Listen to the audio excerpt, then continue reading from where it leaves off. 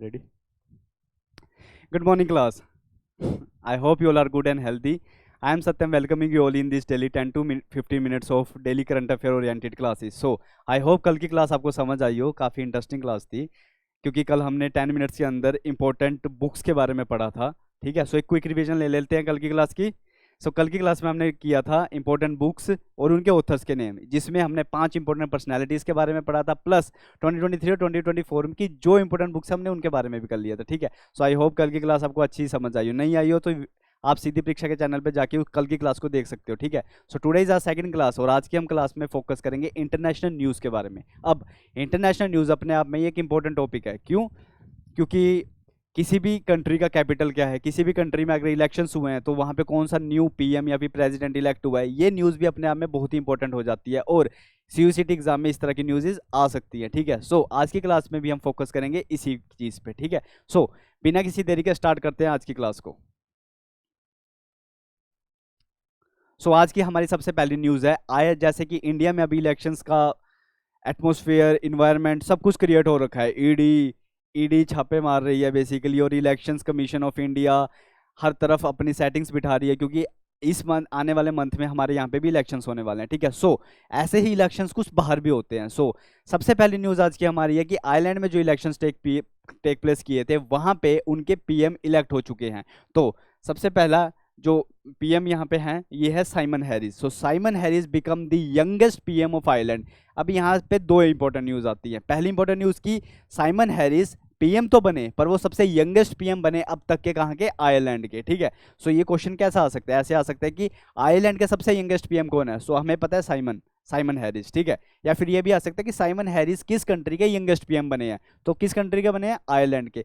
इस तरीके से एग्जाम्स में क्वेश्चंस आ सकते हैं। ठीक है, और very first news, Simon Harris become the youngest PM of, कहाँ के पीएम बने हैं वो? Youngest of the Ireland. ठीक है, अब पहली न्यूज हमने यहाँ पे कवर कर ली।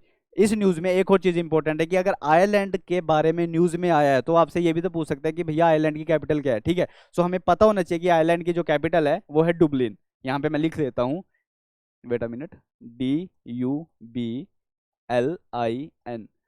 आयरलैंड की कैपिटल कौन सी है? डुबलिन। और आयरलैंड में कौन से पीएम आए हैं? हमारे साइमन हैरिस। ठीक है, सेकंड न्यूज हमारे पास आती है, सिर्फ आयरलैंड में ही तो नहीं इलेक्शन टेक प्लेस करेंगे ना, इलेक्शन टेक प्लेस तो कहीं पे भी कर सकते हैं। तो ऐसे ही इलेक्शन टेक प्लेस किए थे सेनेगल में, और सेनेगल में जब इलेक्शंस हुए तो सेनेगल में इलेक्शंस होने के बाद वहां के प्रेसिडेंट को इलेक्ट कर लिया गया। प्रेसिडेंट का नाम क्या है? बसैरियो। नाम थोड़ा डिफिकल्ट है बट प्रोनाउंस करोगे तो हो जाएगा याद। क्या नाम है? बसैरियो डियोमाय फाय। बसैरियो डियोमाय फाय। ठीक है, इनको प्रेसिडेंट बना लिया गया सेनेगल का। और सेनेगल की, और यहाँ पे एक और चीज इंपॉर्टेंट निकल के हमारे पास क्या आती है बेसिकली, कि सेनेगल के कैपिटल क्या है? सेनेगल की कैपिटल क्या है? डकार। अब हम खाने के बाद क्या मारते हैं? डकार।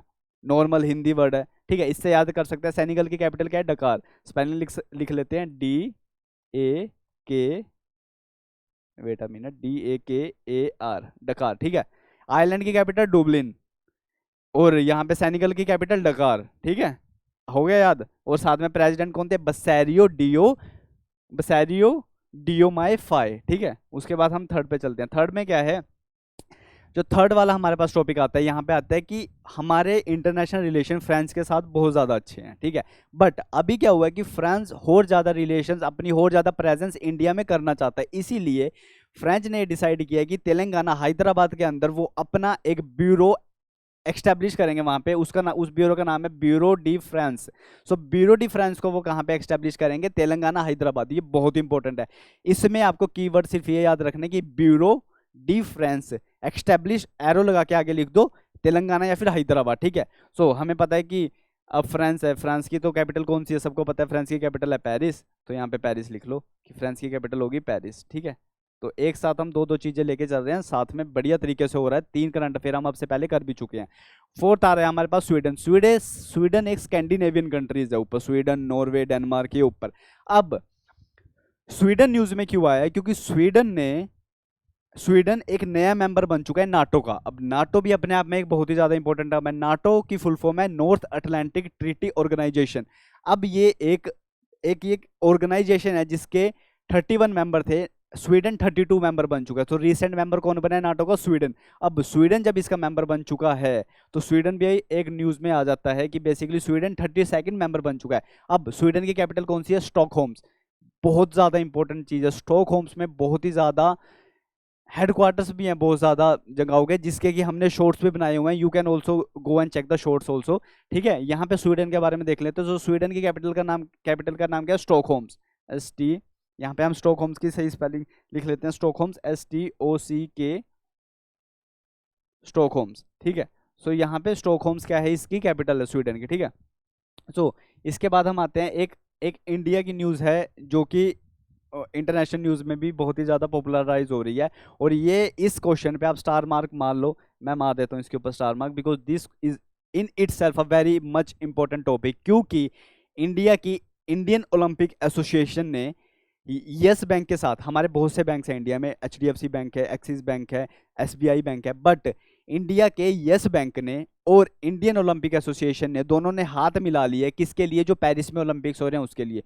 ये न्यूज़ ना, मैं कह रहा हूँ, अगर ये क्वेश्चन नहीं आया एग्जाम में तो फिर क्या ही आया। ठीक है, ये एग्जाम न्यूज़ अपने आप में बहुत ही ज़्यादा इंपॉर्टेंट है कि यस बैंक ने पार्टनरशिप कर ली है इंडियन ओलंपिक एसोसिएशन के साथ। किसके लिए? पेरिस ओलंपिक्स के लिए। ठीक है, तो यहाँ पे मैंने इसको पिक्चर्स में भी इसलिए शो किया कि आप याद कर लो। Tick mark means yes bank और 5 सर्कल आगे टीम इंडिया। ठीक है, सो ये ओलंपिक्स के लिए इन्होंने क्या कर लिया? पार्टनरशिप कर लिया। ठीक है, पहली PPT की जो लास्ट स्लाइड हमारे पास आ रही है कि इलेक्शंस, यही नहीं, पोर्तुगल में भी एग्जाम्पल इलेक्शंस हुए हैं। पोर्तुगल में जो इलेक्शंस हुए हैं, पोर्तुगल में इलेक्शंस होने के बाद इनका नया PM इलेक्ट हुआ है। उस PM का नाम क्या है? लुइस मोंटेग्रो। ये तो नाम बहुत ही आसान है, मोंटेग्रो, मोंटेग्रियल एग्रीमेंट, ऐसे याद कर सकते हो। सो लुइस मोंटेग्रियल PM बन चुके हैं, किसके? पोर्तुगल के। ठीक है, तो ये यंगेस्ट PM कुछ नहीं है, सिर्फ ये PM बने हैं। वो आयरलैंड के केस में इधर जो यंगेस्ट PM बने हैं, जो कि आपको याद रखना है। ठीक है, सो यहाँ पे पोर्तुगल इंपॉर्टेंट बन जाता है हमारे पास। ठीक है, सो पोर्तुगल अगर इंपॉर्टेंट बन जाए तो पोर्तुगल की कैपिटल का नाम क्या है? वो भी लिख लेते हैं, लिस्बन, LISBON, लिस्बन। ठीक है, सो बेसिकली अब तक हम 4 से 5 कंट्रीज की कैपिटल भी देख चुके हैं, उनके PM, प्रेसिडेंट जो करंट है अभी इलेक्ट हुए हैं वो भी देख चुके हैं। साथ में हम ये भी देख चुके हैं कि यस बैंक ने इंडियन ओलंपिक एसोसिएशन के साथ साथ में आके क्या किया है? एक पेरिस ओलंपिक्स के लिए पार्टनरशिप कर ली है। नेक्स्ट स्लाइड पे चलते हैं। नेक्स्ट स्लाइड पे जाके हम क्या करते हैं कि थोड़ा सा इंडिया की न्यूज़ के बारे में जान लेते हैं। क्योंकि हमें पता है कि ये पीछे जिनकी इमेज मैंने लगाई है, ये कौन है? नीरज चोपड़ा। नीरज चोपड़ा इंडिया से है, स्टेट हरियाणा से है। ठीक है, हरियाणा के छोरे।